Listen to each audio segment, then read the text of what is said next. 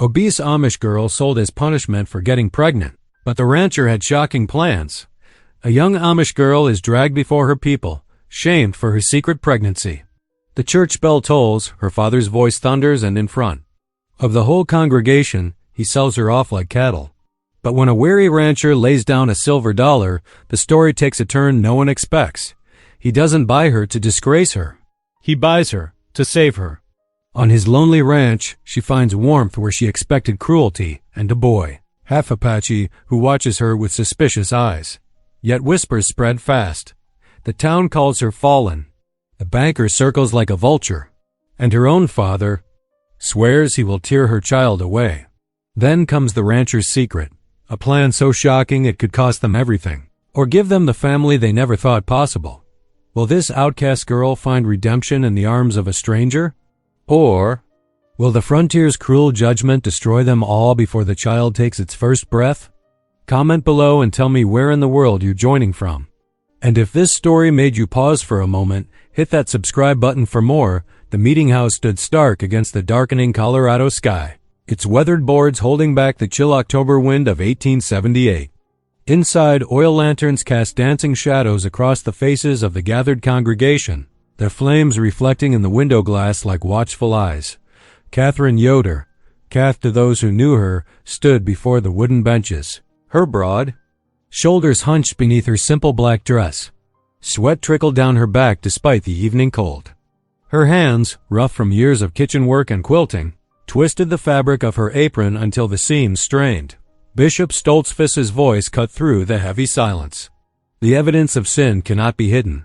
His eyes dropped meaningfully to Kath's middle, where her apron couldn't quite disguise the gentle swell. The community must remain pure. The wooden benches creaked as the congregation shifted uncomfortably. Kath felt their stares like physical touches, some pitying, others hard with judgment. Her mother's quiet weeping from somewhere in the back. Rose made Kath's throat tighten. Such rebellion cannot go unpunished. Her father's voice trembled with barely contained fury as he rose from his seat among the elders. Samuel Yoder's face was flushed above his graying beard, his powerful carpenter's hands clenched at his sides. As is our way with those who bring shame upon their families, she will be sold. A collective murmur rippled through the meeting house. Kath's knees weakened, and she grabbed the back of the nearest bench to steady herself.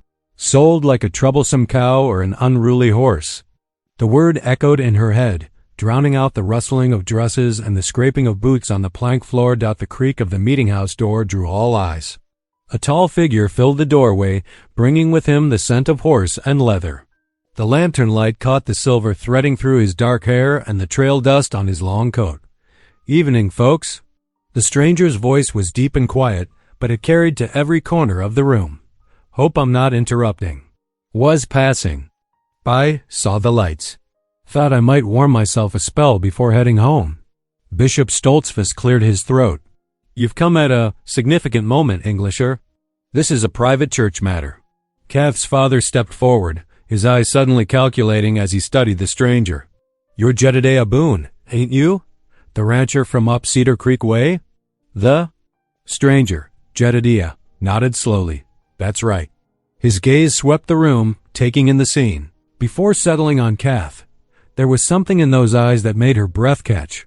Not judgment or scorn, but a deep sadness that seemed to reach right into her soul. "Perhaps," Samuel Yoder said, his voice taking on the same tone he used when bargaining at market, "God has guided your steps here tonight. We have a matter that might interest a man in need of household help." Kath's stomach turned to ice. She watched in horror as her father approached Jedediah Boone, speaking low and quick. The rancher's expression remained carefully neutral, but his eyes kept returning to Kath, measuring, considering.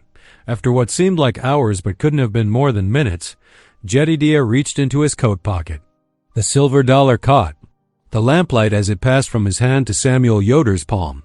The sound of it hitting her father's calloused skin seemed to echo in Kath's ears like a gunshot. "It's done then," her father announced, his voice ringing with terrible finality. "She's yours, Boone. Take her and her shame from our sight."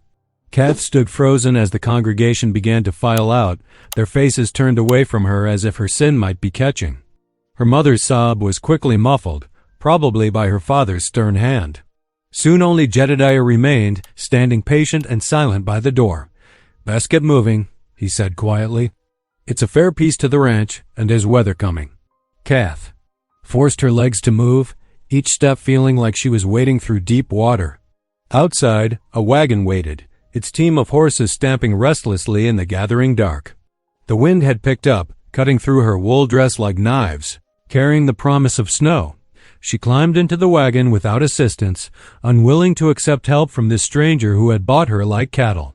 The wooden seat was hard beneath her, and she gripped its edge until her knuckles turned white. As Jedediah Boone gathered the reins, Kath stared straight ahead, refusing to look back at the only home she'd ever known. The wagon lurched forward, wheels crunching on the fasking on the packed earth of the road.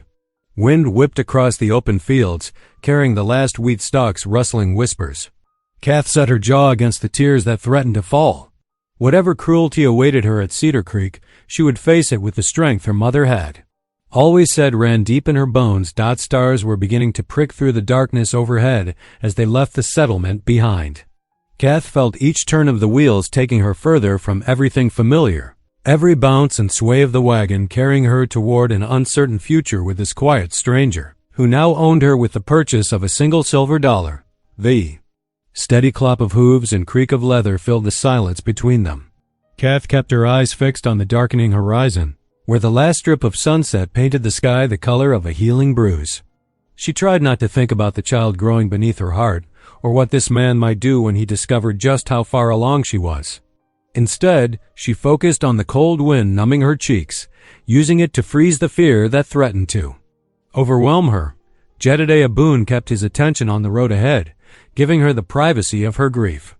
The reins rested loose in his weathered hands, his posture easy despite the growing chill. He seemed content to let the silence stretch between them, a small mercy Kath hadn't expected but couldn't bring herself to be grateful for just yet. Wagon rolled on through the gathering night, carrying its burden of shame and silver, while overhead the stars wheeled in their ancient patterns, indifferent to the small dramas playing out beneath them.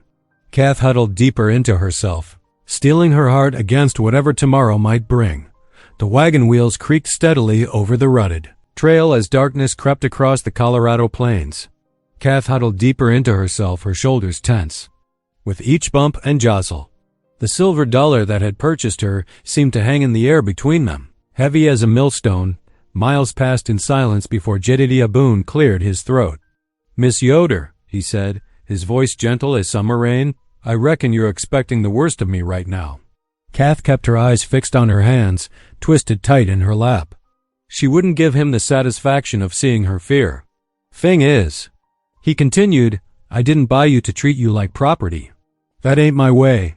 He paused, letting the horses navigate a tricky bend in the trail.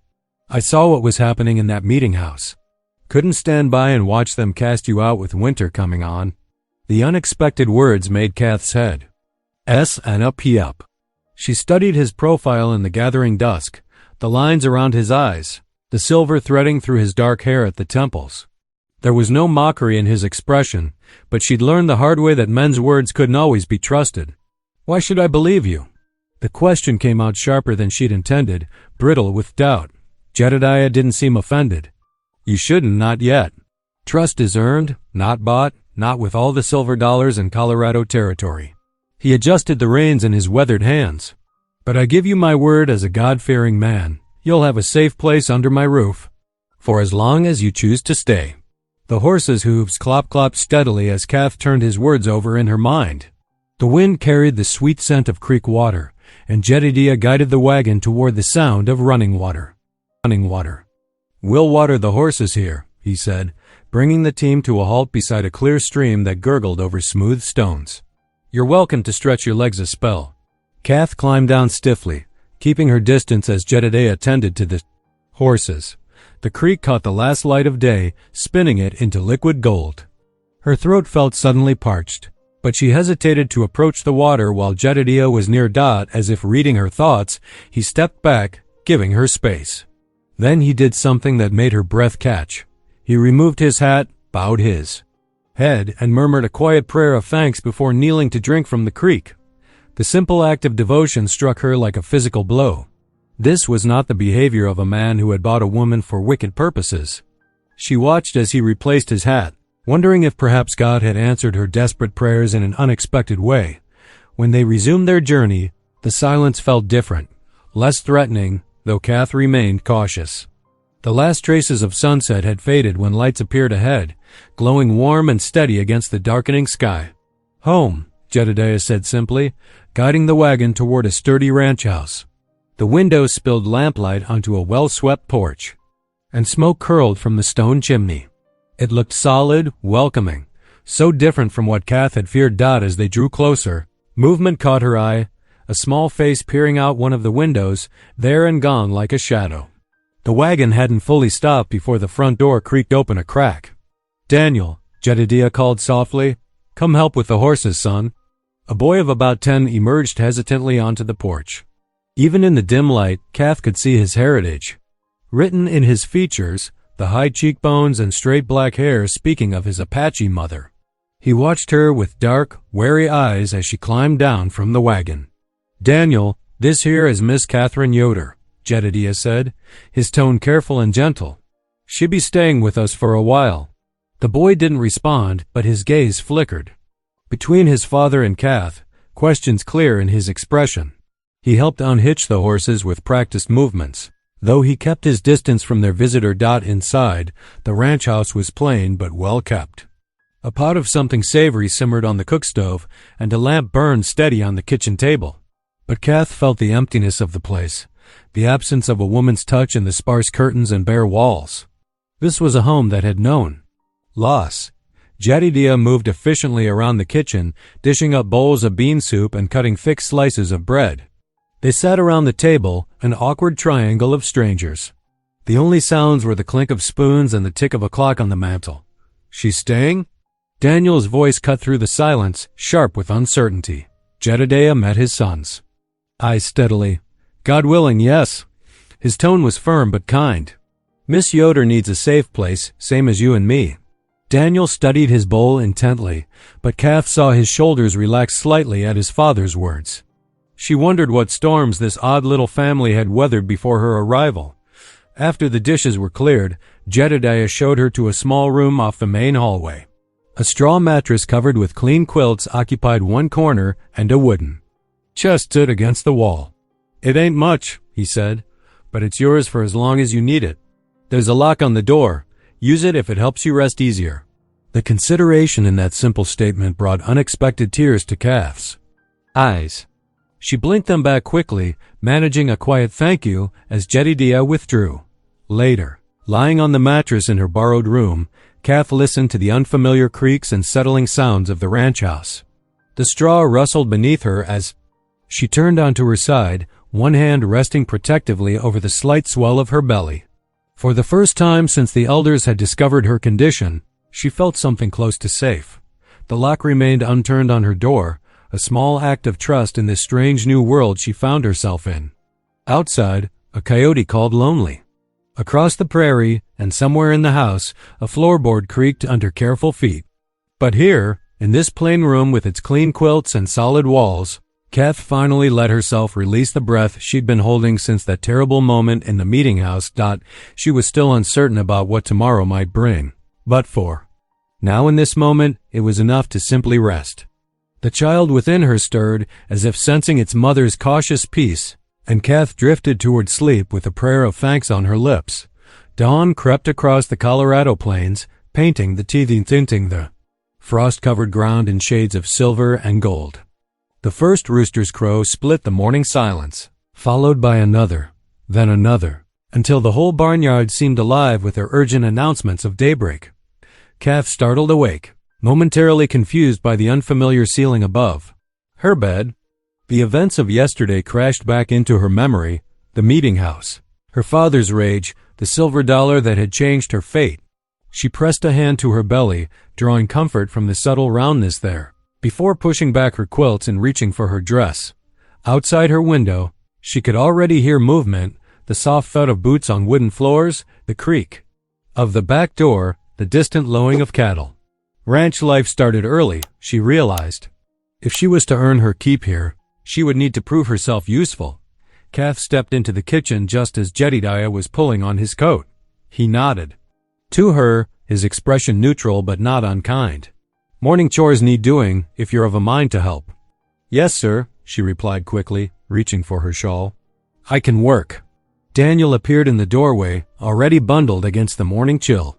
His dark eyes watched her cautiously as she followed them out into the pale dawn light. The well stood a short distance from the house, its wooden frame stark against the lightening sky. Jedediah demonstrated the operation of the pump, then stepped back to let Kath try.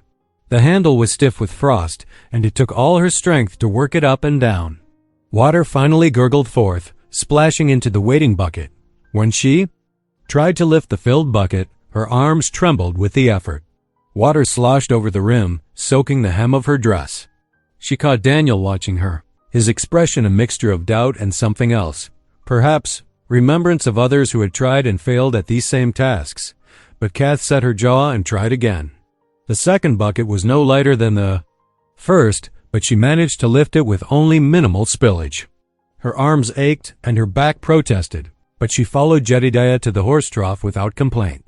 They fell into a rhythm: pump, lift, carry, pour. Jedediah worked steadily beside her, neither offering help nor commenting on her obvious struggle. His quiet respect for her efforts gave her strength to continue, even as her muscles burned and her breath came in sharp pants. Daniel trailed behind them, carrying his own smaller bucket. He moved with the sure-footed grace of long practice, watching Kath's clumsy attempts with undisguised skepticism. Yet when she managed to fill all the troughs without dropping a single bucket, she caught him nodding slightly, as if she had passed some small test. The sun was well up by the time they returned to the house. Kath's arms felt like lead, and her dress was damp with well water and sweat, but satisfaction warmed her chest. She had done it. Not well, perhaps, but she had done it. Jedediah built up the cookstove fire while Kath found eggs in the pantry. Her hands shook slightly as she cracked them into the iron skillet, but the familiar task steadied her. Soon, the kitchen filled with the homey smells of breakfast. They ate in what felt like a less strained silence than the night before. Kath watched Daniel methodically work his way through a plate of eggs and salt pork, noting how his movements mimicked his father's careful efficiency. The boy had clearly learned to be self-sufficient young. "Was your wife?" Kath started to ask, then faltered, unsure if the question was welcome. "Sarah," Jedediah said quietly. "She passed 3 winters ago. Fever took her quick." He paused, his coffee cup halfway to his lips. She was Daniel's mother. Daniel's shoulders tensed at the mention of his mother, but he didn't look up from his plate. "The townsfolk," Jedediah continued after a moment, "some of them didn't take kindly to me marrying an Apache woman. Sarah was the daughter of a chief, educated at a mission school, spoke better English than half the people who looked down on her." A trace of old anger colored his words. "When she died, there were those who said it was God's judgment.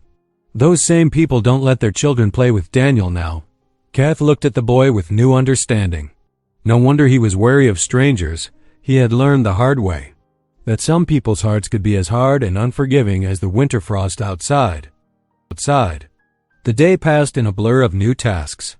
Kath's muscles protested every movement, but she pushed through, determined to learn.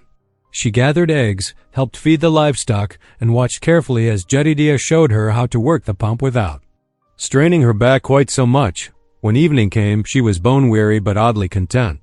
After supper, she sat in the kitchen darning one of Daniel's socks by lamplight, letting the familiar motion of needle and thread soothe her tired hands.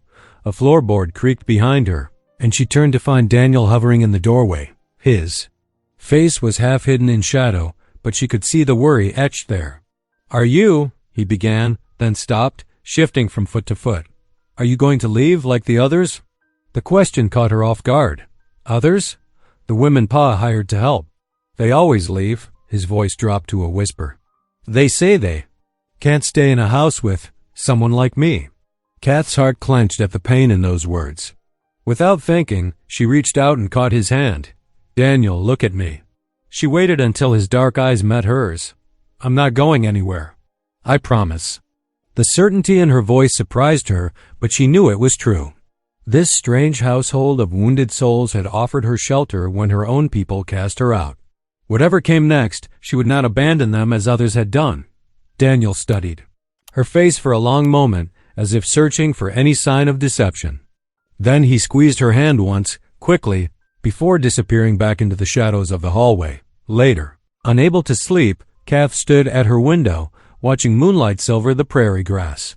Shame still sat heavy in her heart, shame for her sin, for the child growing beneath her heart without a father's name, for bringing disgrace to her family. But alongside it, she felt something new stirring. Purpose. Here was a household that needed her as much as she needed it. Here was a chance to build something meaningful from the wreckage of her old life. The moon sailed high and bright above the ranch house, and Kath pressed her palm to the cool window pane, feeling caught between what was lost and what might yet be found. The window glass reflected her face dimly, no longer the carefree girl she had been in her father's house, but not quite the woman she was becoming either. Outside, a night bird called across the vast prairie, its cry floating lonely and beautiful through the darkness. The mid-morning sun beat down on Kath's shoulders as she steadied the wooden fence post. Her hands, already tender from the morning's chores, gripped the rough-hewn timber while she waited for Jedediah's signal. He had shown her how to check if the post was straight by sighting along its length. "Hold steady now," he called from several paces back. The thud of the sledgehammer echoed across the pasture as he drove the post deeper into the prairie soil. Behind them, Daniel ferried tools from the wagon, his small boots raising puffs of dust with each step. The work was hard but honest, and Kath found comfort in its simplicity. Her father would never have allowed her to help with such men's work. But here on Jedediah's ranch, everyone pitched in where needed. The sound of approaching hoofbeats drew their attention. A rider approached from the east, his horse picking its way along the fence line. Jedediah straightened, using his sleeve to wipe sweat from his brow. "Morning, Pete," he called as the rider drew near. "What brings you out this way?"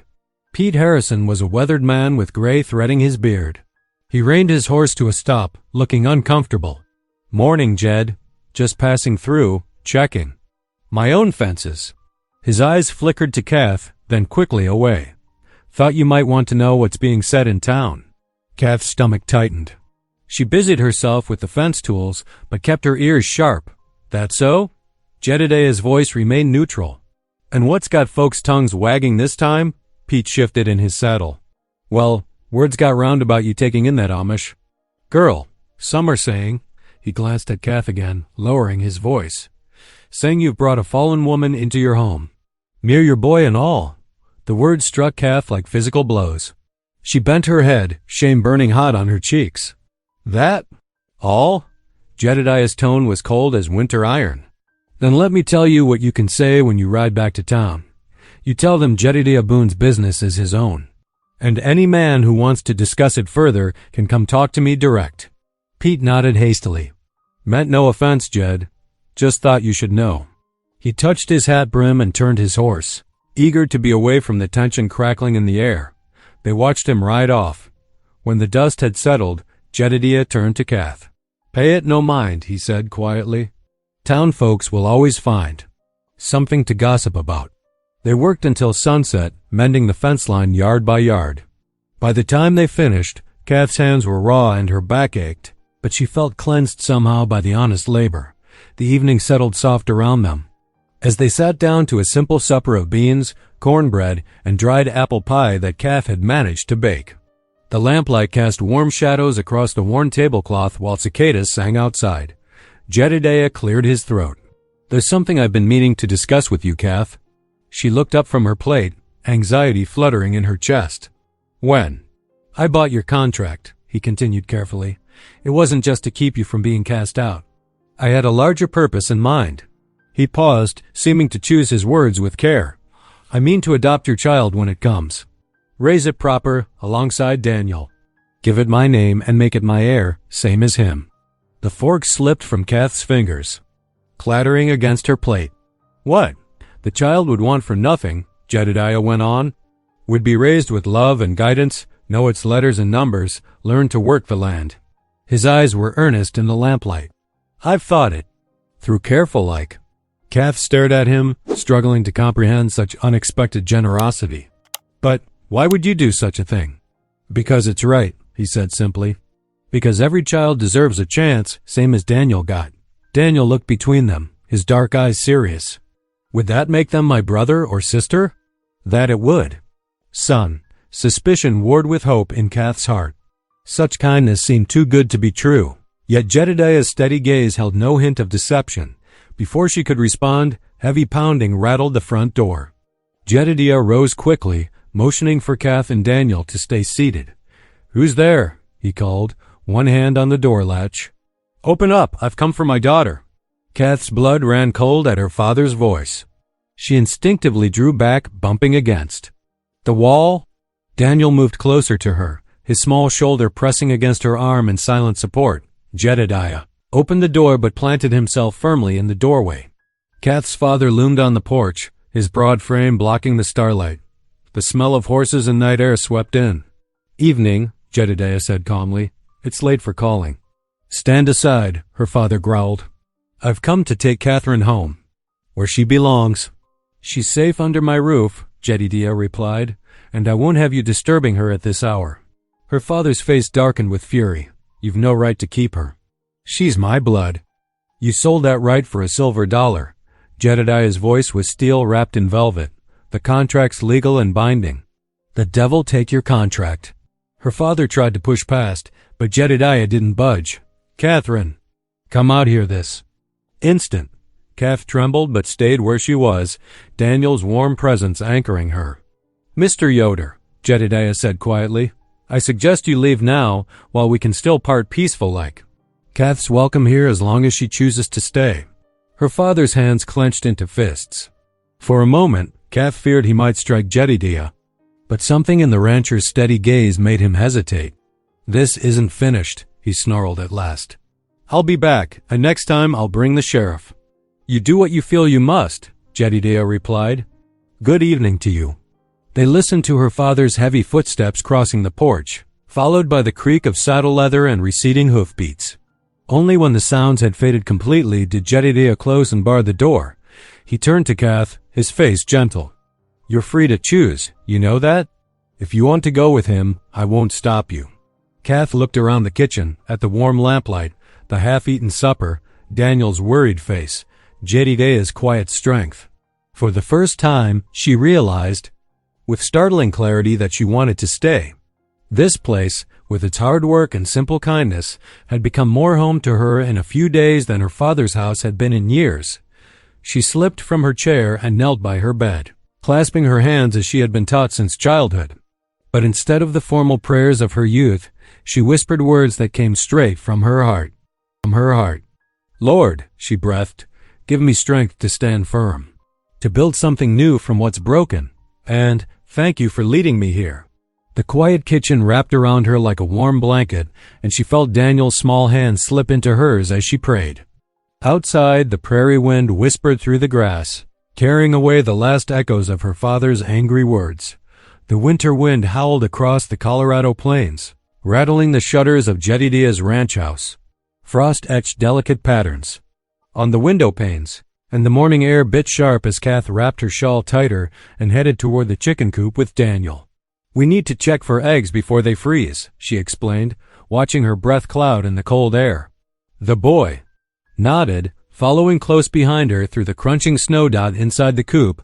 Straw rustled as hens clucked and pecked. The familiar smell of feed and feathers wrapped around them, warmer than outside. Kath showed Daniel how to reach carefully under each bird, gathering eggs in his basket. "Look here," she whispered, pointing to a nest in the corner. A tiny yellow chick peeped from beneath its mother's wing. "Would you like to hold it?" Daniel's eyes widened. He hesitated, then nodded eagerly. "Gentle now," Kath murmured, carefully lifting the downy chick. She placed it in Daniel's cupped hands, showing him how to support its tiny body. The boy's usual wariness melted as the chick chirped and settled trustingly in his palms. "It's so soft," he breathed, a rare smile lighting his face. "That it is," Kath agreed, watching his transformation with quiet joy. "You've got a good touch with animals." They stayed a few moments longer, Daniel stroking the chick's fuzzy head with one careful finger before returning it to its mother. As they left the coop, He walked closer to Kath than usual, looking up at her with newfound warmth. Jedediah met them by the barn, already hitching the wagon. "Time to head into town for supplies," he announced. "Both of you bundle up good and proper. Storm's brewing." The ride into town was cold but peaceful, their breath forming white clouds in the winter air. Daniel sat between them on the wagon seat, pressed close for warmth. As they approached the town's main street, Kath noticed how conversation died away when people spotted them. Women gathered their skirts and hurried past, whispering behind gloved hands. Men paused in their tasks, watching with hard eyes. "Pay them no mind," Jedediah said quietly. Though his jaw was set tight out at the mercantile, the bell above the door announced their arrival. The few customers inside quickly found reasons to leave, the door jingling in their wake. Kath kept her head high, though shame burned in her chest. While Jedediah discussed his order with the shopkeeper, the banker appeared in the doorway. His well-cut coat and polished boots seemed out of place among the work clothes and mud-splashed floors. "Afternoon, Boone," he said smoothly, removing his hat. "Quite the family group you've got here." Jedediah's shoulders stiffened, but his voice remained neutral. "Afternoon, Mr. Harrison. Something I can help you with?" The banker's smile didn't reach his eyes. "Just wondering if you've given any thought to our previous discussion. About your loan payment coming due?" "Payment's not due for another month," Jedediah replied evenly. "True enough." The banker examined his fingernails. "Though some might say your recent choices make you a greater risk. The bank has to consider such things." Daniel pressed against Kath's skirts, sensing the tension. She placed a protective hand on his shoulder. "My choices are my business," Jedediah said firmly, "and my payments will be made on time, same as always." "Will." "See?" The banker's gaze swept over Kath and Daniel with calculated disdain. "Times are changing, Boone. Best make sure you're on the right side of progress." He replaced his hat and left, the door closing with a final sounding click. The ride home was quieter, heavy with unspoken concerns. As the wagon wheels crunched through fresh snow, Kath gathered her courage. The banker's threats had decided her. "Jedediah," she began hesitantly, "there's something I need to tell you. About the baby's father."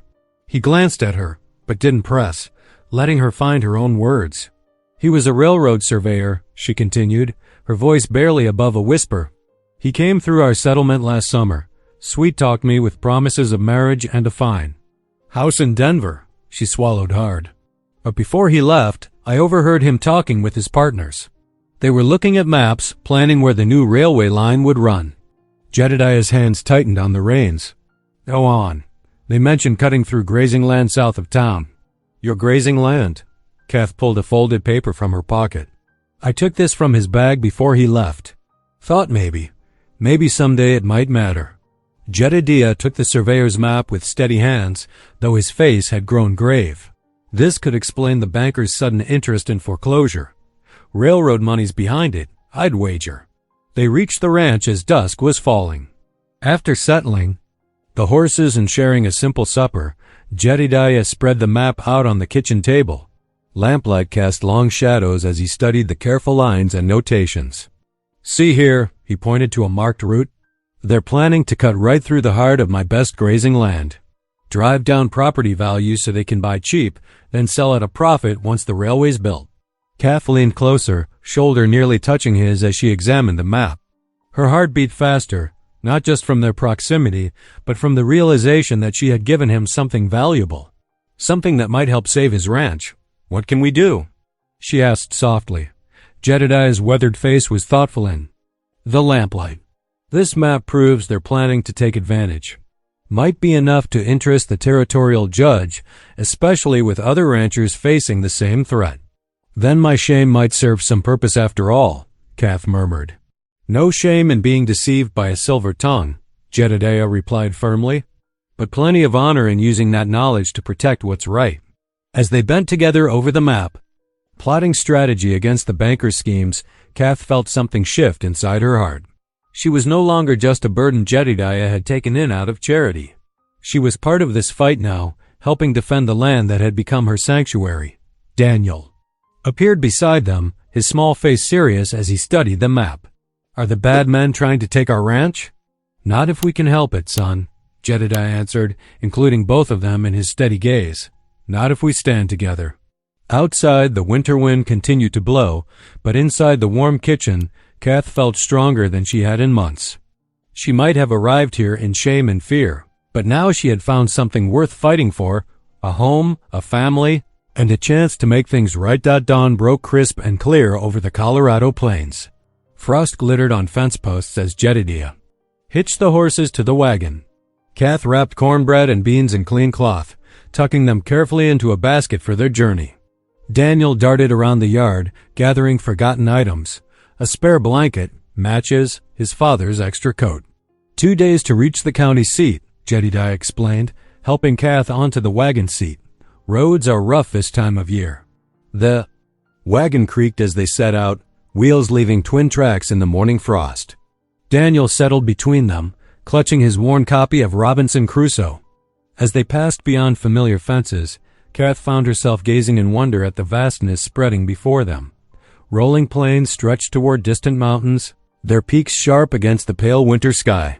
Scattered clusters of pine and aspen dotted the landscape, their branches stark and beautiful. A lone hawk circled overhead, riding currents of air.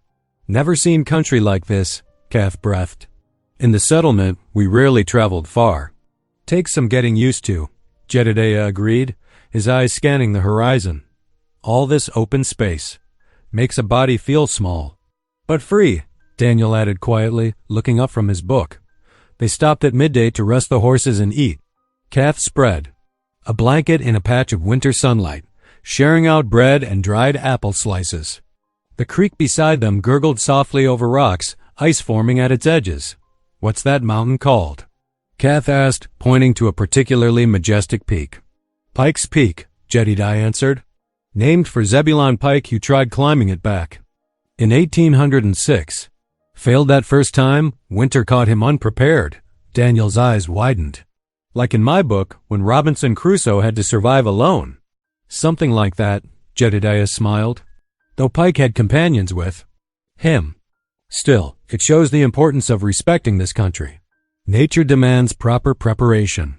They continued on through the afternoon, the wagon swaying over rutted trails.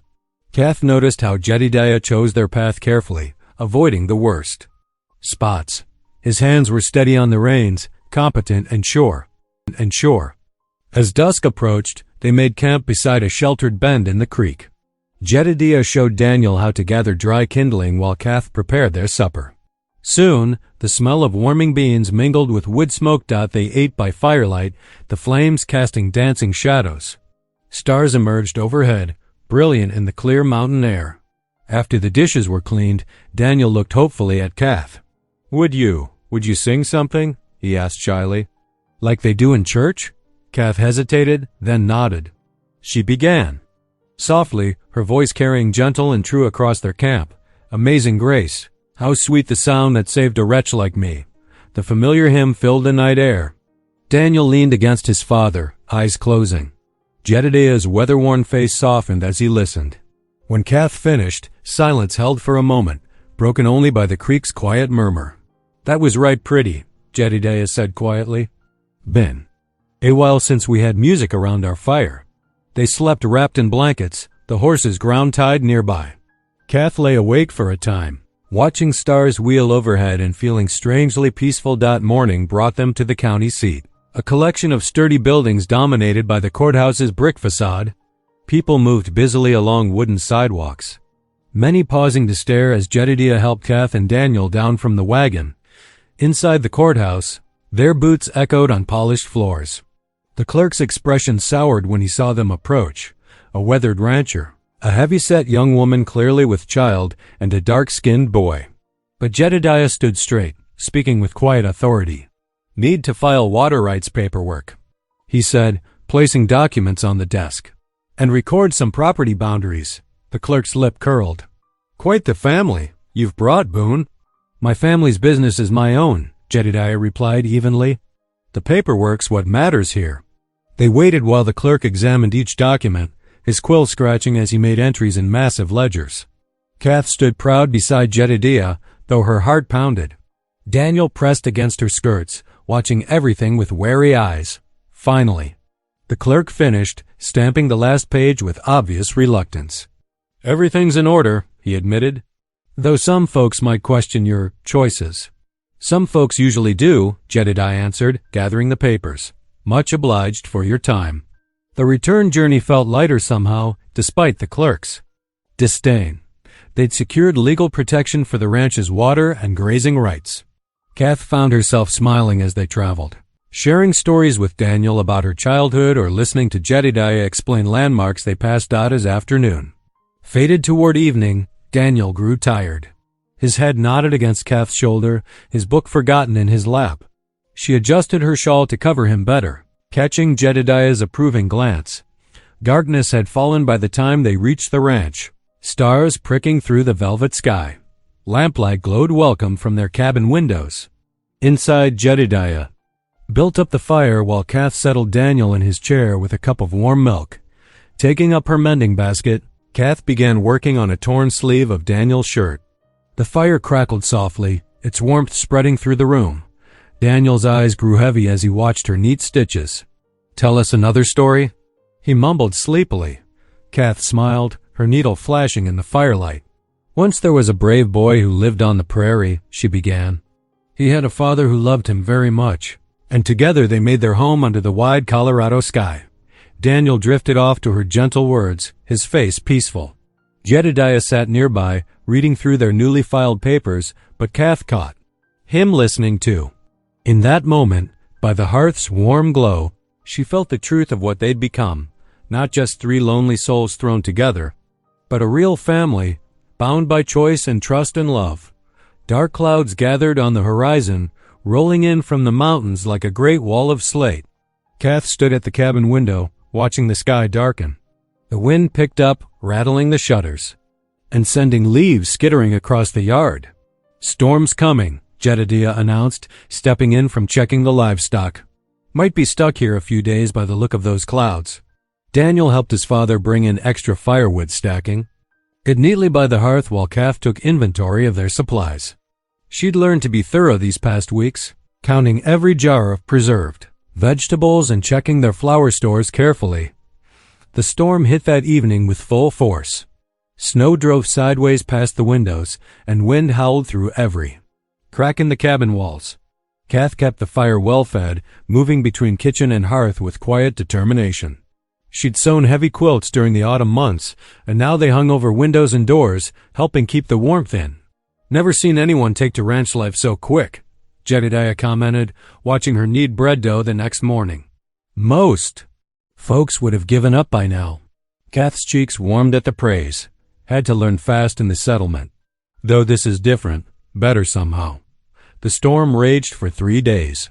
Kath fell into a rhythm, rising before dawn to help Jedediah with the livestock, cooking hearty meals to keep their strength up, mending clothes by lamplight. Her hands grew confident with each task, even the new ones Jedediah taught her. On the 4th morning, Jedediah led her to the barn. "Time you learned about horses," he said, gesturing to the gentle mare he'd been keeping for her. "Can't have. You stranded if something happens and you need to ride." The saddle looked impossibly complex to Kath's eyes, all leather straps and buckles. But Jedediah was patient, showing her each step. Her fingers fumbled at first, but she refused to give up. By the end of the lesson, she could saddle the mare herself, though slower than she'd like. "You'll get faster," Jedediah assured her, something like pride in his voice. "It's the willing spirit that matters most." That evening, as snow continued to fall, they gathered close to the fire. Daniel sat at Kath's feet while she darned his socks, occasionally glancing up at her with thoughtful eyes. "Miss Kath?" he said suddenly, his voice small against the storm's howl. "Yes, Daniel?" "Last summer, when Pa took me to church," he hesitated, fingers tracing patterns on the floorboards. "I prayed for something special, for a mother." The confession hung in the air like frost. Kath's hands stilled on her darning, her heart squeezing tight. Across the room, Jedediah pretended absorption in his Bible, but his shoulders had gone very still. "Daniel," Kath said softly, setting aside her work, "that's a powerful prayer to make." "I know it was selfish," he whispered. But sometimes, when the other kid's in town, his voice caught. Kath gathered him close, feeling his small frame tremble. It's not selfish to want love, Daniel. Not ever. Later that night, lying in her bed, Kath realized she'd stopped thinking of the ranch as temporary shelter. Somewhere between the daily chores and quiet evenings, it had become home. She belonged here, with these two souls who needed her as much as she needed them. The storm finally broke after 6 days, leaving the world wrapped in white silence. Jedediah announced he needed to ride into town for supplies. Won't be gone more than a day, he assured them, checking his saddlebags. You two mind each other now. Kath and Daniel watched him ride out, his figure growing smaller against the snow-bright horizon. They spent the day peacefully, Daniel helping Kath with household tasks and reading aloud from his beloved Robinson Crusoe while she cooked. But that night, Kath woke to screaming. She ran to Daniel's room, finding him tangled in his blankets, tears streaming down his face. They were calling me names, he sobbed as she gathered him close. In town, they said I didn't belong anywhere, that I was nothing but a half-breed. Listen to me, Daniel Boone, Kath said firmly, wiping his tears. You belong right here, with your pa and me. Those town folk are just afraid of what they don't understand, but that's their burden to bear, not yours. She rocked him gently, humming the hymn she'd sung by the campfire. Gradually, his sobs quieted. Would you? He hesitated. Would you stay? Just till I fall asleep? Of course, little one. She settled beside him, stroking his dark hair. I'll stay as long as you need. Daniel clutched her hand. Promise you won't leave? Ever? Kath's heart swelled with sudden fierce love for this wounded child. I promise, Daniel. This is my home now. You and your pa, you're my family. She stayed until his breathing evened out in sleep, then kept vigil a while longer, watching his peaceful face in the moonlight that spilled through his window. The next morning, Jedediah returned just as Kath and Daniel were finishing breakfast. He paused in the doorway, taking in the sight of them together at the hearth. Daniel showing Kath a passage from his book while she stirred a pot of porridge. Something in Jedediah's weathered face softened. Everything all right here? We managed just fine, Kath answered, meeting his eyes. She felt Daniel's small hand slip into hers under the table and squeezed it gently. As she helped unpack the supplies Jedediah had brought, Kath felt the truth of it settle in her heart. Her love for this makeshift family had grown beyond simple gratitude. It had taken root like the winter wheat beneath the snow, quiet but deep, promising new life when spring came. Daniel followed her through her chores that day, closer than her own shadow. Every so often, she'd catch him watching her with wondering eyes, as if making sure she was real, that she was staying. Each time, she'd give him a warm smile, and his answering grin would light up the room. That evening, as they sat around the fire, Kath felt the change in their small family. The bonds between them had strengthened, like strands of rope woven together, each stronger for the joining.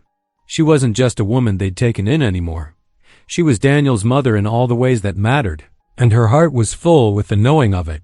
Spring thaw arrived with gentle persistence, melting snow into rivulets that carved paths through the remaining drifts. The earth awakened slowly, mud giving way to tender green shoots in the pastures.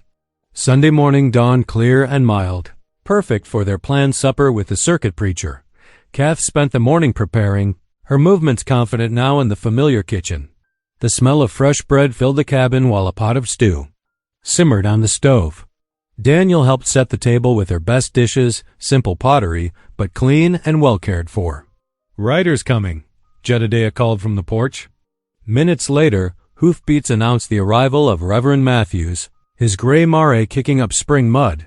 The preacher dismounted with practiced ease, his weathered face creasing in a warm smile. Brother Boone, he said, clasping Jedediah's hand. The Lord's peace to you and yours. Inside, over steaming bowls of stew, they shared their story. The preacher listened intently as Jedediah explained how he'd come to take in Kath, his quiet voice steady and sure. Kath added her own parts carefully, speaking of her gratitude and growing love for both father and son. Some folks in town don't understand, Jedediah finished. But we're family now, bound by more than blood. Reverend Matthews nodded thoughtfully. The good book tells us true religion is caring for those in need. Seems to me you've done just that, Brother Boone. He turned Kind eyes to Kath. And you, sister, you found your way to grace through hardship. Will you? Kath hesitated, one hand unconsciously touching her growing belly. Will you stand with us? When the baby comes? Child, I'd be honored. The preacher's voice held firm conviction. This little one will be born into love, and that's God's own truth. Their peaceful afternoon shattered 2 days later when a neighboring rancher brought news from town. The banker, Morton, had been gathering men, the kind who wore guns low on their hips and asked few questions about their work. He means to drive you out, Jed, the neighbor warned.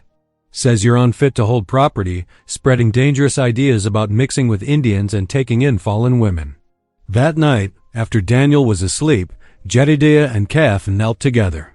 By lamplight, the yellow flame cast dancing shadows as they prayed, their quiet voices joining in simple faith.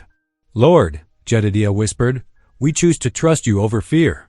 This land, this family, they're in your hands. Kath's fingers found his as they rose, drawing strength from his steadfast presence. We'll face whatever comes together, she said softly. The next morning brought fresh tension. A cloud of dust on the horizon resolved into a wagon carrying Kath's father and 3 Amish elders. Their dark clothes seemed to absorb the spring sunlight as they approached the house.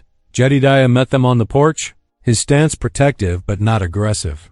State your business, he said evenly. Kath's father's face was hard as stone. We've come for the child, he announced. When it's born, it will be given to a proper family in the settlement. This is not negotiable. Kath stepped forward, her heart pounding but her voice steady. No. The simple words seemed to hang in the air between them. Her father's face darkened with anger. You have no right. I have every right, Kath interrupted, surprising herself with her own strength. This child is mine and Jedediah's by his promise to adopt. We are a proper family. You call this proper? One of the elders gestured dismissively. At the ranch at Jedediah. Living with an outsider, raising a half-breed child? Daniel is my son, Kath said firmly, in every way that matters. And this baby will be his brother or sister, raised in love and faith. She met her father's gaze directly. You sold me for a silver dollar. You lost any right to my child in that moment. Her father took a threatening step forward, but Jedediah moved slightly, his quiet presence a wall between them. The elders murmured, among themselves, clearly unsettled by this show of defiance. You'll regret this choice, her father spat. When shame and hardship come, don't look to us for help. The Lord is my helper, Kath quoted softly. I will not fear what man can do to me. They watched the wagon disappear back toward the settlement, dust settling in its wake. Kath's hands trembled now that the confrontation was over, but her resolve remained unshaken. A small sound from the barn caught her attention. She found Daniel crouched in an empty stall, his face tear-stained and frightened.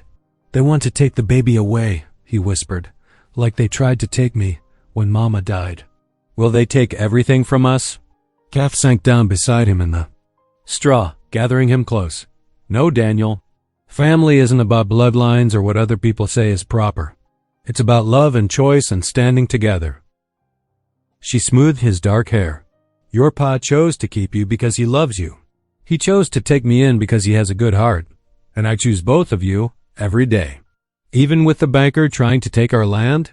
Even with my grandfather saying, mean things in town? Especially then, Kath said firmly. That's when family matters most. We stand together, and we trust God to make a way. Daniel's arms went around her neck, holding tight. I love you, Mama Kath, he whispered, using the name for the first time. Tears pricked Kath's eyes as she held him. Movement at the barn door caught her attention. Jedediah stood watching them, his weathered face soft with pride and love. Their eyes met over Daniel's dark head, sharing a moment of perfect understanding. They were family, bound by choice, and love and faith. Whatever storms gathered on the horizon, they would face them together. The morning sun cast long shadows across the ranch yard when Jedediah returned from town, a yellow telegram clutched in his weathered hand. His boots kicked up dust as he strode toward the house where Kath stood hanging laundry, her movements careful around her growing belly. News from Denver, he called, holding up the paper. Railroads making their announcement soon. We need to Get our claim filed proper, right quick. Kath's heart quickened. The map she'd kept from the surveyor had given them advance knowledge, but time was running short. When do we leave? Soon as we can hitch up the wagon. Jedediah paused, studying her face. You sure you're up to the trip? I'm sure. She folded the last sheet, tucking it into the basket. Daniel can manage the chickens while we're gone. They found Daniel in the barn, already currying the horses. His dark eyes showed worry, but his voice stayed steady. I'll keep watch, Pa. Nobody'll bother our place. Jedediah squeezed his son's shoulder. That's my boy. We'll be back before sunset. The wagon creaked as they set out, wooden wheels cutting fresh tracks in the spring mud. Kath sat straight beside Jedediah, her plain dress and bonnet neat to spite. The dusty road.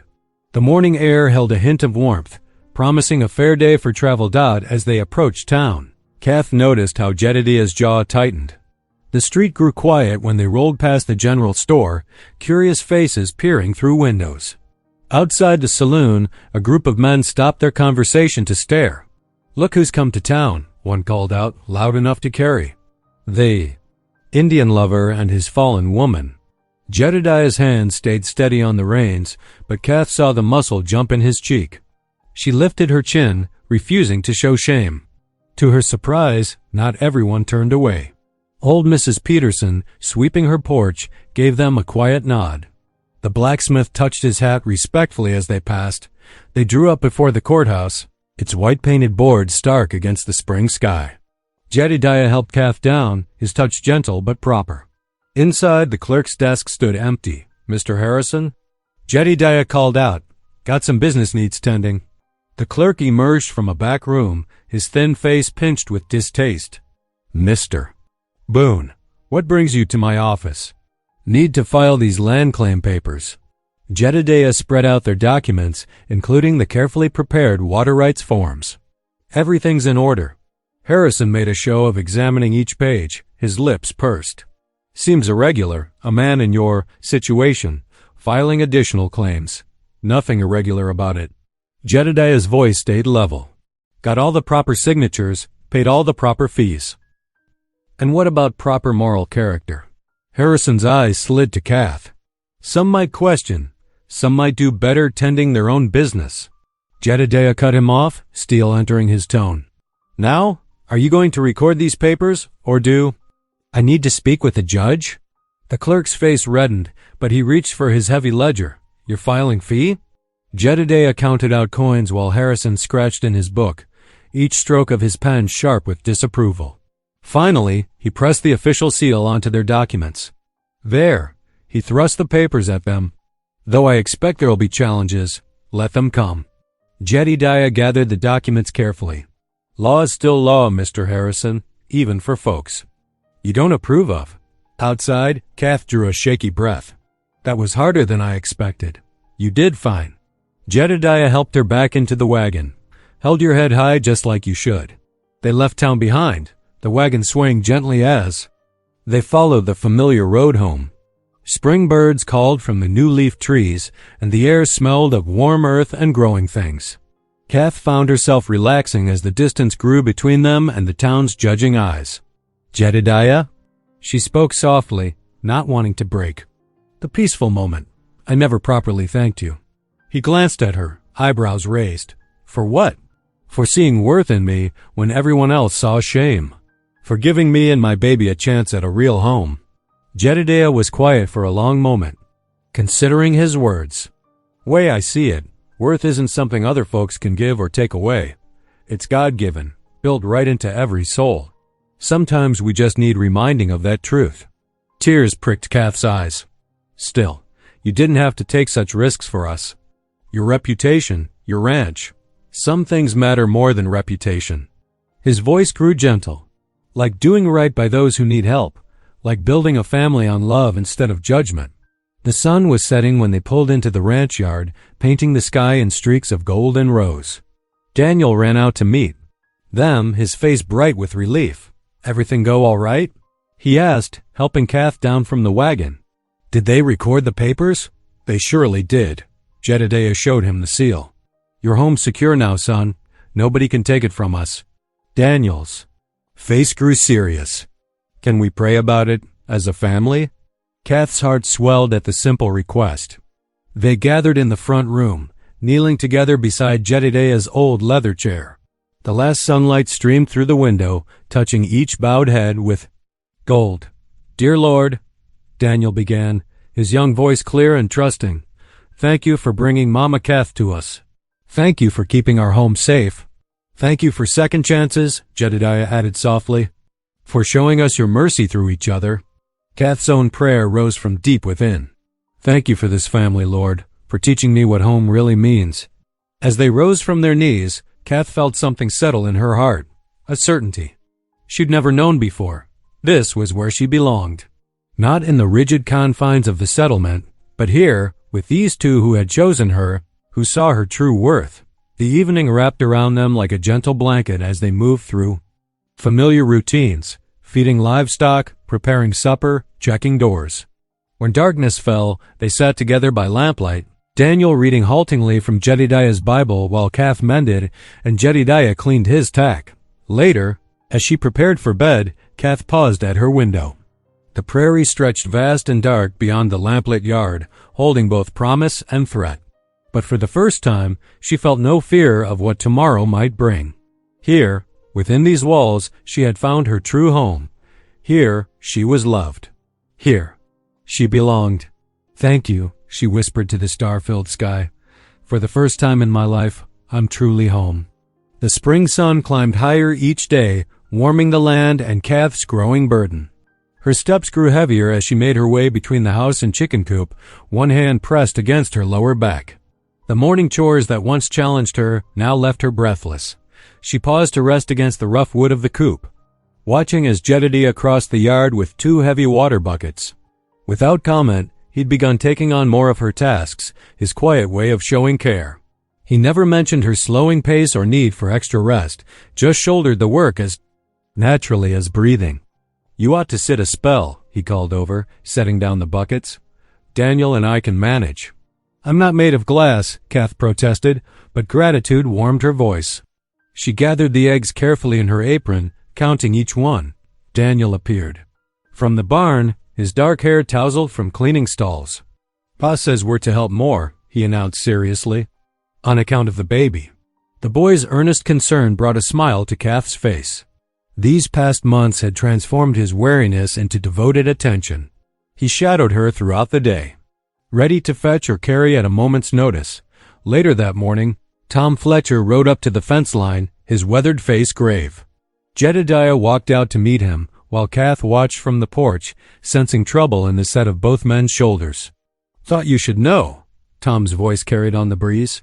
"Bankers hired some rough men. Seen them drinking in town, making threats. They ain't just cowboys looking for work." Jedediah's stance stiffened. "How many?" "4, maybe 5. "Armed?" "2. Talk as they're waiting for orders." After Tom rode away, Jedediah spent extra time checking the locks on doors and windows. He brought his rifle in from the barn, cleaning it methodically at the kitchen table while Kath prepared supper. Evening meal was simple: beans, cornbread, and the last of their winter preserves. They ate quietly until Daniel set down his spoon, his face pinched with worry. "Mama Kath?" His voice wavered slightly. "Would you tell me about my new brother or sister's father?" The question hung in the air. Kath's hand trembled as she reached for her water cup. She'd known this moment would come, but her heart still clenched. Jedediah cleared his throat softly. "You don't have to answer, Kath." "No," she said, squaring her shoulders. "Daniel deserves the truth." She took a deep breath, choosing her words carefully. He was a railroad man, come to survey the land. He made promises he didn't keep then, moved on when the work was done. Daniel's dark eyes were serious. "Did he hurt you?" "He hurt my heart by leaving," Kath admitted. "But that pain taught me something important, that real family isn't about blood or promises written on paper. It's about who stays, who chooses to love you even when times are hard." "Like Pa did for me," Daniel said softly. "And like you're doing now." Kath reached across the table to squeeze his hand. "That's right. And this baby will have the finest big brother anyone could want." Daniel's face lit up. "I'll teach the baby everything. How to ride and fish and The thunder of hoofbeats cut through his words. Outside, horses snorted and men's voices carried through the gathering dusk. Jedediah was on his feet in an instant, moving to the window. 5 riders, he reported, grimly, circling the house. Kath's heart hammered against her ribs as she pulled Daniel close. The boy trembled slightly but stood straight, just like his father. Get away from the windows, Jedediah ordered quietly. He moved with swift purpose, barring the door and checking the back entrance. The rifle was in his hands now, though his face showed how much he hated the necessity. A voice called from outside, harsh with false cheer. Evening, Boone. Banker sends his regards and a final offer for your land. No deals to make. Jedediah called back, his voice steady. Got legal claim to this ranch fair and square. Laughter answered him, ugly and sharp. Might want to reconsider, friend. Accidents happen out here, especially to folks who don't know their place. Kath felt sick at the threat in those words. She guided Daniel toward the back room, away from the windows where lantern light might make them targets. Jedediah, she whispered, what can we do? His face was grim in the fading light. We wait. Hold steady. They're trying to frighten us into running. He began extinguishing the lamps one by one, until only a single flame remained. The riders continued to circle, hooves drumming a menacing rhythm. Occasional shouts and jeers split the darkness, but Jedediah remained silent now, watching through gaps in the curtains in the shadowed room. Daniel pressed against Kath's side. She could feel his rapid breathing, his effort to be brave. She stroked his hair, humming softly, a hymn her mother used to sing, about God's protection in the Valley of Shadows. Jedediah joined them, his rifle cradled ready but not aimed. The last lamp cast their huddled shapes against the wall as the night drew in around them. Outside, the riders continued their threatening circle, like wolves testing a flock's defenses. Remember what we talked about at supper? Kath whispered. To Daniel, about real family. He nodded against her shoulder. We stay together, no matter what, that's right. She felt Jedediah's hand find hers in the dark, strong and steady. We face this together. The lamp flickered as another round of hoofbeats shook the house. Jedediah reached out and extinguished the final light, leaving them in darkness broken only by stars through the window. They huddled close, 3 hearts beating as one, waiting to see what the night would bring. The night stretched endless and cold. Inside the darkened ranch house, Kath pressed her forehead against the cool wall, trying to steady her breathing. Sharp pains had started an hour ago, coming faster now. Fear clawed at her throat. It was too soon for the baby. Jedediah paced between windows, rifle ready but held low. His boots made soft scraping sounds against the wooden floor as he moved from one vantage point to another. Outside, the riders maintained their vigil, occasionally firing shots into the air or shouting taunts. Still 5 of them, he muttered, more to himself than to Kath, spread out around the house. Annette, her pain gripped Kath, stronger than before. She bit back a gasp, but couldn't hide her sudden sway against the wall. Jedediah was at her side in an instant, one arm steadying her while he kept the rifle pointed down. Kath? Worry roughened his voice. What's wrong? She clutched her middle, breathing hard. The baby, I think, it's coming. No, Jedediah whispered. It's too early. Daniel appeared from the shadows, his young face pale in the starlight filtering through the windows. Pa, what's happening to Mama Kath? Before Jedediah could answer, a fresh contraction doubled Kath over.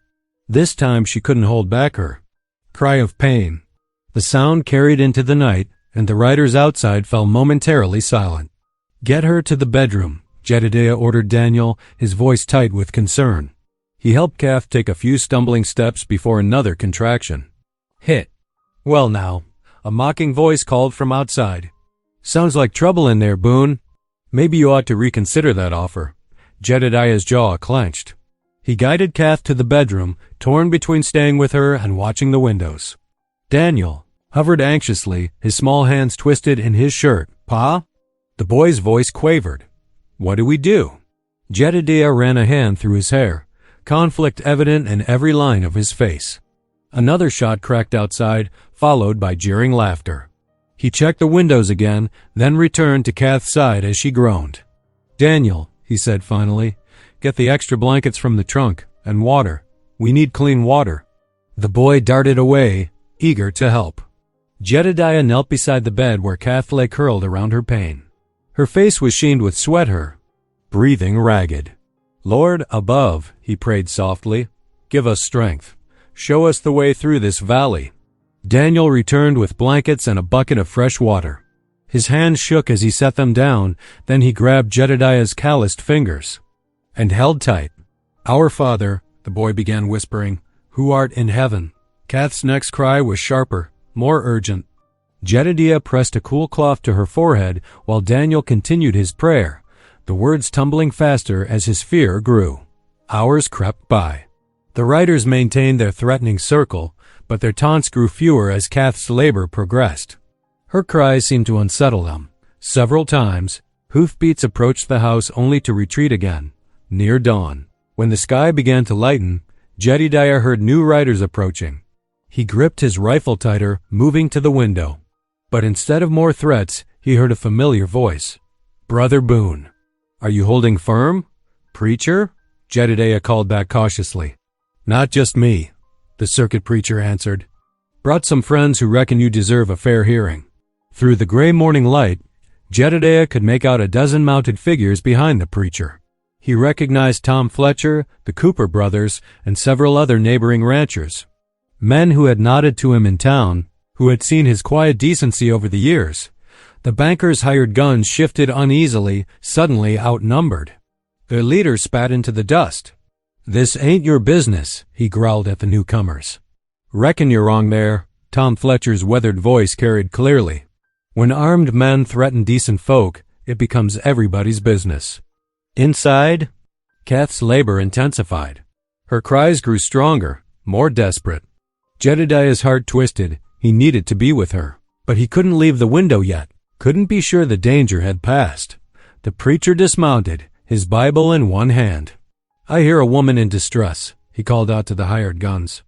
"Are you so lost to decency that you'd prevent her getting help?" The gunmen shifted in their saddles, looking less certain. The morning light revealed their faces, young men mostly, hired more for their willingness to intimidate than any real conviction. A particularly sharp cry from Kath made several of them flinch. Their leader looked around, seeing how the odds had turned. "Banker's money ain't worth this," one of his men muttered. Jedediah seized the moment. Setting his rifle aside deliberately, he stepped onto the porch. "Any man with a conscience is welcome to help," he said clearly. "The rest best ride out now." Inside, Daniel still clutched Kath's hand, his prayers a constant stream of whispered words. Jedediah returned to them, kneeling beside the bed. Through the windows, they heard horses leaving at a gallop, the hired guns choosing to flee rather than face the judgment in their neighbors' eyes. The preacher's boots sounded on the porch. Followed by others. "Brother Boone, may we enter?" "Come," Jedediah called, not looking away from Kath's pain-twisted face. The preacher entered, several women from neighboring ranches behind him. They moved quickly to Kath's side, bringing knowledge and comfort earned through their own births. "The baby's coming fast," one woman announced. "Too fast, maybe." Jedediah gripped Kath's hand tighter. "Stay with us," he pleaded softly. "We need you." The preacher began to pray, his voice strong and steady. Others joined in, the women attending Kath, the men standing respectfully in the other room, even a few voices from the porch. Their words flowed together, a river of faith and hope. Kath screamed, her body arching. Daniel pressed his face into Jedediah's shoulder, trembling. Outside, the sun crested the horizon, painting the sky in shades of blood and gold. "Push, child," one of the women urged. "Push now." Kath's cry rose again, raw and primal, hovering between life and death. Jedediah's prayer grew more intense, more desperate. The preacher's voice lifted above the others, calling for mercy, for life, for grace. Morning light streamed through the windows as Kath's next cry split the dawn. The sound hung in the air, full of pain and possibility, while everyone waited to hear what would follow. The preacher burst through the door, his Bible clutched tight. "Let me help," he said, moving swiftly to Kath's bedside. Outside, voices rose in anger as the townsfolk confronted the hired guns. "You ain't welcome here no more," Tom Fletcher's voice boomed. "Go on now before you bring shame on yourselves." Inside, Jedediah set his rifle in the corner, choosing instead to grasp Kath's trembling hand. Hours crawled by as her labor intensified.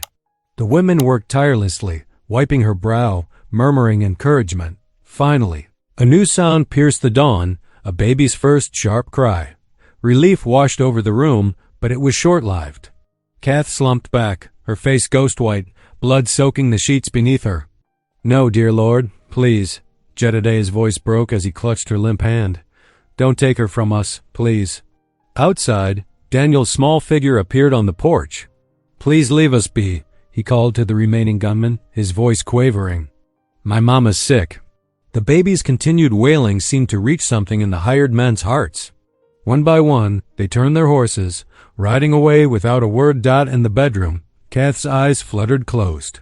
Jedediah cradled their newborn, tears streaming unchecked down his weathered cheeks as he watched her slip away into darkness. The first light of dawn crept through the window, painting golden streaks across Kath's pale face. Her eyes fluttered open, weak but alive. Jedediah dropped to his knees beside the bed, tears flowing freely. "Thank you, Lord," he whispered, clutching her hand. "Thank you for your mercy." Outside on the ranch porch, neighbors gathered as the preacher held the swaddled infant. His clear voice carried across the morning air as he sprinkled water on the baby's forehead, declaring, "Under God's protection, I baptize this child." The crowd stood silent, moved by the sacred moment. Then the preacher pulled papers from his coat, turning to face them all. "The banker's crimes can no longer be hidden," he announced, holding up signed testimonies. "These good folks have spoken. Truth." The sheriff stepped forward, his badge catching the sunlight. "The law stands with Jedediah Boone. His rights to this land are protected." Through the crowd came Kath's father, his proud bearing broken. "Daughter," he choked out, "can you ever forgive me?" Kath studied him, remembering her own brush with death's darkness. "Yes, Father," she said softly, "I forgive you." The family stood together on the porch, Jedediah, Kath, Daniel, and the baby as morning light washed over them, bringing promise of a new day. New day. Spring painted the prairie in soft greens and wildflower yellows. Kath sat on the weathered porch, rocking her infant daughter while watching Daniel and Jedediah work the fence line together. Her strength returned slowly, like the warmth to the faithing the land. Dusty travelers often paused at their gate now, drawn by the lamp in the window. Kath's table stretched to welcome wandering souls, a widow and her boys last week, an old preacher yesterday. The house rang with voices where silence once dwelt. The day Kath and Jedediah exchanged vows was bright and clear. Daniel stood proud beside them, cradling his baby sister while the circuit preacher spoke of God's grace. Neighbors gathered close, witnessing love's triumph over judgment. That evening, after sharing a celebratory supper, the family settled by the hearth. Firelight danced across their faces as Kath held her sleeping infant. Her heart swelled, remembering the long path from that dark night in the meeting house to this moment of belonging. "Amazing Grace," Daniel began singing softly, his young voice clear and true. Jedediah's weathered hand covered Kath's where it rested on the rocker's arm. The flames cast a warm glow on their faces, mother, father, son, and daughter, bound together by mercy's endless chain. If something in this story whispered to your spirit, stay a while.